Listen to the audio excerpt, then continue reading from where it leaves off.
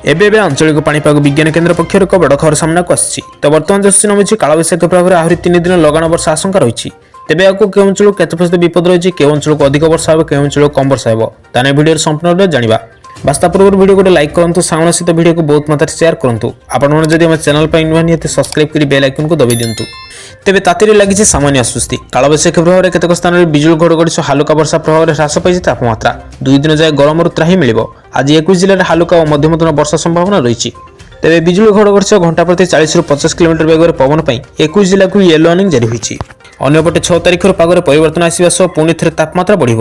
7 ତାରିଖ ବେଳକୁ ସର୍ବୋଚ୍ଚ ତାପମାତ୍ରା 2ରୁ 3 ଡିଗ୍ରୀ ବୃଦ୍ଧି ପାଇବ ବୋଲି ଆଞ୍ଚଳିକ ପାଣିପାଗ କେନ୍ଦ୍ର ପକ୍ଷରୁ ସୂଚନା ମିଳିଛି। ପାଣିପାଗ ବିଶେଷଜ୍ଞ ପ୍ରଫେସର ସୁରେନ୍ଦ୍ରନାଥ ପଶୁପାଳଙ୍କ କହିବା ଅନୁଯାୟୀ ବଙ୍ଗୋପସାଗରରେ ଘୂର୍ଣ୍ଣିବଳୟ ଥିବାରୁ ଉପକୂଳ ଓଡ଼ିଶାର ତାପମାତ୍ରା ଆସନ୍ତା ସପ୍ତାହ ପର୍ଯ୍ୟନ୍ତ ବୃଦ୍ଧି ହେବ ନାହିଁ। ଉତ୍ତର ପଶ୍ଚିମ ଓଡ଼ିଶାରେ ସର୍ବାଧିକ ତାପମାତ୍ରା 40 ଡିଗ୍ରୀ ଉପରେ ରହିବ। ତେବେ ତାତିରେ ଲାଗିଛି ସାମାନ୍ୟ ଆଶ୍ୱସ୍ତି। କାଳବୈଶାଖୀ ପ୍ରଭାବରେ କେତେକ ସ୍ଥାନରେ ବିଜୁଳି ଘଡ଼ଘଡ଼ି ସହ ହାଲୁକା ବର୍ଷା ପ୍ରଭାବରେ ହ୍ରାସ ପାଇଛି ତାପମାତ୍ରା। 2 ଦିନ ଯାଏ ଗରମରୁ ତ୍ରାହି ମିଳିବ। ଆଜି 21 ଜିଲ୍ଲାରେ ହାଲୁକା ଓ ମଧ୍ୟମ ଧରଣର ବର୍ଷା ସମ୍ଭାବନା ରହିଛି। ତେବେ ବିଜୁଳି ଘଡ଼ଘଡ଼ି ସହ ଘଣ୍ଟା ପ୍ରତି 40ରୁ 50 କିଲୋମିଟର ବେଗରେ ପବନ ପାଇଁ 21 ଜିଲ୍ଲାକୁ ୟେଲୋ ୱାର୍ଣ୍ଣିଂ ଜାରି ହୋଇଛି। ଅନ୍ୟପଟେ 6 ତାରିଖରୁ ପାଗରେ ପରିବର୍ତ୍ତନ ଆସିବା ସହ ପୁଣି ଥରେ ତାପମାତ୍ରା ବଢ଼ିବ। 7 ତାରିଖ ବେଳକୁ ସର୍ବୋଚ୍ଚ ତାପମାତ୍ରା 2ରୁ 3 ଡିଗ୍ରୀ